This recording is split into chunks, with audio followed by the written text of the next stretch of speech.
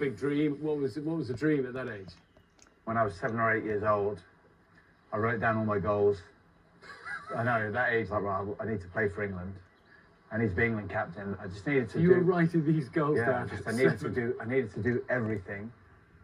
On the one hand, I had this immense passion for the game. On the other hand, I had this incredible sort of sense to be the best, the first and the only. Yeah. So the best at everything, the first one to do everything.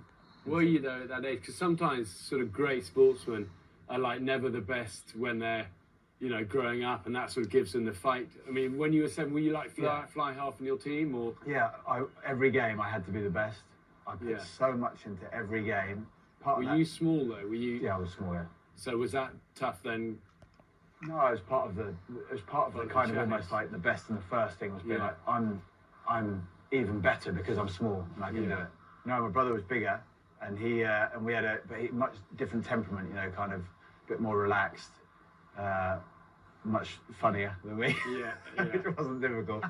Much less serious. Much less serious, less intense. Sadly he wasn't available, was he? But similarly, we're obviously very, very close. We speak a lot, and he wanted more of what I had, and I wanted more of what he had. But we played in the same teams, and we were hugely competitive and those sort of sides of things. But I wrote my goals down because I had to, and I wanted to at the same time. That was the relationship I had.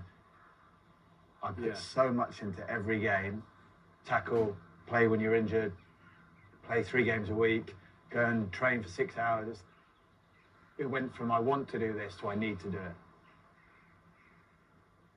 Almost obsessive, really. At Hugely obsessive. Was that healthy, do you think? Because you use the words, I needed to be captain, I needed to win. It wasn't choice, it was compulsion. And that's where it started, all the stress and the obsession kicked in, and then it's a case of doing this right, got to get this right, and the sense of you disappears. Pressure and expectation took over from passion and excitement. I had a game where I missed a kick really, really badly. How old were you as a kid? 10, 11. Yeah, but I'm amazed you can remember. Well, for about 3 months afterwards, I would just be sat there watching TV, and this feeling would arise in me of absolute panic about that kick, about what were people thinking, and oh my God, I've ruined my life because I've done that, and I'll never be able to forget it. And I'd run through in panic and just screaming fits and just saying and you're looking at people looking at you thinking, it doesn't matter. But that's the thing. So when you've got that fear in you, what doesn't matter matters.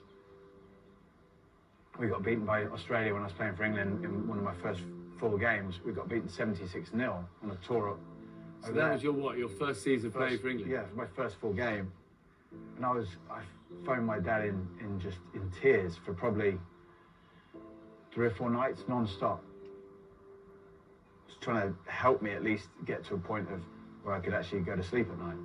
But I mean, I was hysterical.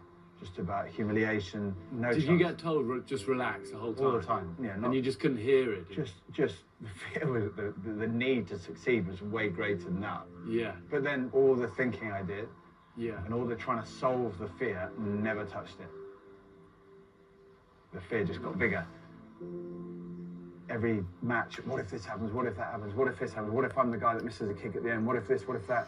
It's just stress and stress and stress and stress. I got injured 14 times in a row. 14 times. Do you think the stress and the pressure and everything was part of that? Probably 90% of it.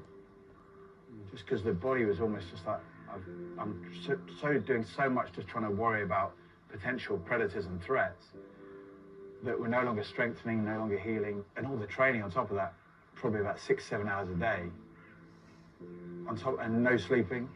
So all of it just caved in to a point where your body just says, right, enough's enough. So what would you say to the young 8-year-old, 10-year-old Jonny Wilkinson after missing that kick?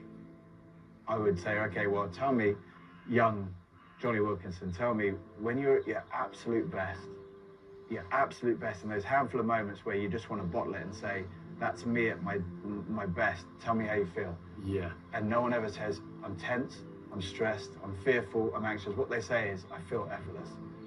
I feel liberated. At the end of my career, did I live that fully? And I didn't do that. It wasn't all of me. I was absent. It was some of me, but most of me was over there worrying about what was going to happen next. Worrying, yeah. Young Jonny Wilkinson probably wouldn't have heard He it. would have laughed at that. Would he have laughed? He laughed me out, probably called me weak. You haven't got a clue. You don't know what it's like You're to be weak. me. You haven't got a clue. Yeah. Get out of my... Get out of my... You wouldn't survive a minute. Come on, we got to push on. Otherwise, we'll never get off this thing.